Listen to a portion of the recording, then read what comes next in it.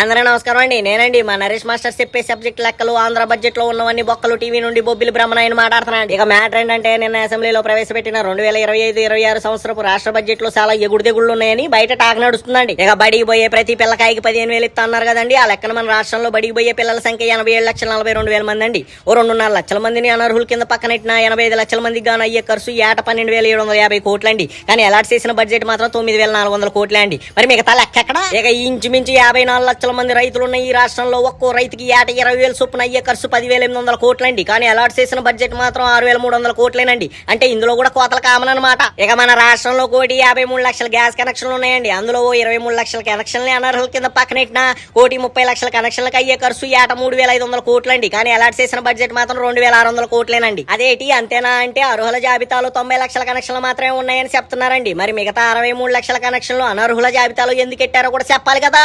అంటే ఈ దీపం పథకంలో కూడా పోట్లు తప్పవన్నమాట. ఇక ఇవన్నీ పక్కనెడితే నిన్న వెల్లడించిన బడ్జెట్ లో మహిళలకు ఇస్తానన్న ఉచిత బస్సు గురించి గానీ, లేక నిరుద్యోగ భృతి కింద ఇస్తానన్న 3,000 గురించి గానీ, లేక ఆడబిడ్డ నిధి కింద నెలకిస్తానన్న 1,500 గురించి గానీ, లేక ఆయన మేనిఫెస్టోలో మెన్షన్ చేసిన 143 హామీల్లో ఏ ఒక్క హామీ గురించి ఊసే లేకపోయే. ఇక మన బాబు గారిని నమ్ముకున్నందుకు మనం అంతా ఇక ఈ బడ్జెట్ లో ఉన్న బొక్కలు చూశాక నారావారి నోటి నుండి వచ్చిన మాట నెరవేర్చిన హిస్టరీ ఉందా ఏ పూట అని తెలిసి కూడా నమ్మి ఓట్లేసి 4వ ముఖ్యమంత్రిగా గెలిపించిన మన ప్రజల ప్రస్తుత ముఖ చిత్రం ఏంటో అని పలువురు విశ్లేషకులు కుసకుసలాడుతున్నారని సమాచారం అండి. ఉంటా అండి మరి వాళ్ళ ముఖ చిత్రం ఏంటి? నీ రాశికి నీ స్ప్రోకి మధ్య నలిగిపోతున్నాయి.